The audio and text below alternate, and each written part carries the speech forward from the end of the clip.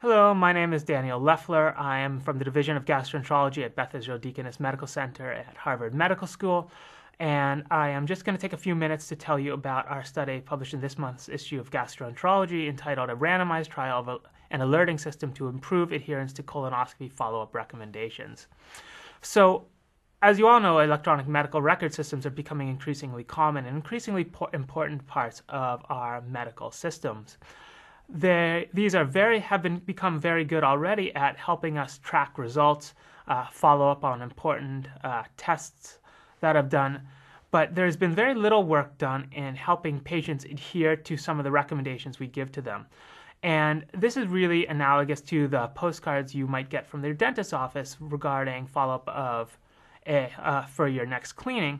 However, for medical tests, there's actually an additional level beyond just reminding patients to come and do the procedure, and beyond the potential increase in volume that this might cause. It also has potential significant effects on medical legal risk, due to the fact that one of the biggest risks for both primary care physicians and specialists is failure to follow up, failure to encourage follow-up of testing, and delay in diagnosis that may entail. So we decided to try to develop an effective system for addressing deficiencies we found in patient adherence to follow-up recommendations for screening and surveillance colonoscopy. And we based this system on 7 principles that we determined based on meetings from both primary care physicians and specialists. The first is that both primary care physicians and specialists really want to be able to place an order and alter the order depending on the clinical conditions. Primary care physicians also need to be notified before a patient is contacted for scheduling a follow-up procedure to ensure that the procedure is still indicated based on the patient's other comorbidities that may have developed. Patients should really be contacted by letter primarily due to the burden that phone calls place on administrative resources. PCPs should be notified if a patient fails to keep recommended follow-up. However, specialists really don't necessarily need to know if a patient fails to keep follow-up as long as it's documented that an attempt to reach the patient is made, and this should be chosen by the specialist on a case-by-case basis.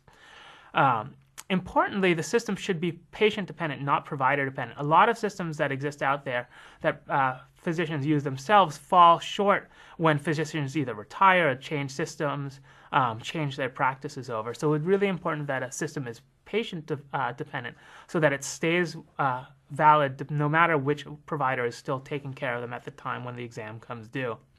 And finally, that the system should be well integrated into the electronic medical record system to go smoothly into workflow and decrease physician burden. So the system that we developed is automated in our electronic medical record system and is ordered at the time that either the first procedure is done or the pathology or the results come back from that first procedure. It then lays dormant until just before the procedure comes due. For colonoscopies, 3 months before the due date for the procedure, the system scans to see if the patient has had an interval procedure or is already scheduled for that colonoscopy. If the patient has been, then nothing is done. But if there's no report of that, then it automatically sends a letter to the primary care physician noting that the patient will soon be due for the procedure.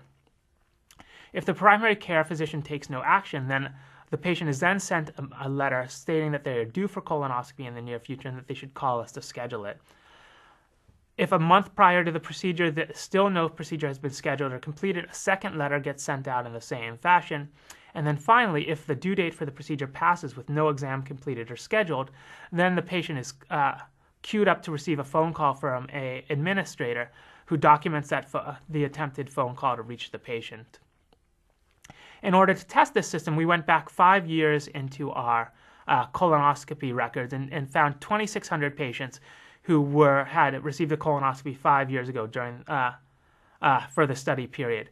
Of these, 830 were actually eligible for colonoscopies in the study period, and from this we allocated patients at a 2-to-1 basis to either the intervention, which is the set of letters and phone call noted above, or the standard of care, which is really just relying on the patient's memory or primary care physician reminders to schedule their surveillance colonoscopies. And by the conclusion of the study, 45% of patients in the intervention arm compared to only 23% of patients in the control group had scheduled or completed exams. This was highly significant with a p-value of less than 0.0001. It's also important to note that the first letter resulted in approximately 50% of the excess of colonoscopy scheduled, while the second letter, the letter to the PCP and the phone call, resulted in significantly less valuable increases in scheduling and completing exams. Also, although both the letters and the phone call were only done in English, the intervention seemed to be equally effective across ethnicities and primary languages, suggesting that this type of system might be important in reducing healthcare inequalities.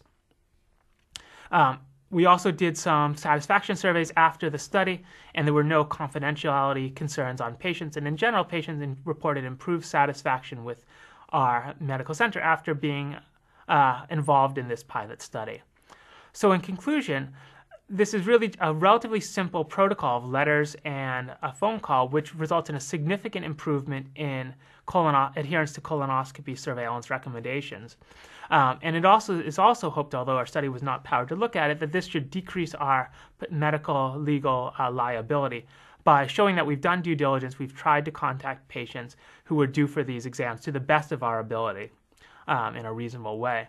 And as electronic medical record systems become more widespread and more advanced, this type of system, not just for keeping track of tests that have already been done and helping communication for physicians, but really acting as prompts to help patients remember when they're due for specific tests in a way that adds little physician burden, will really be, I believe, important facets of electronic medical record systems in the future. Thank you again for your time.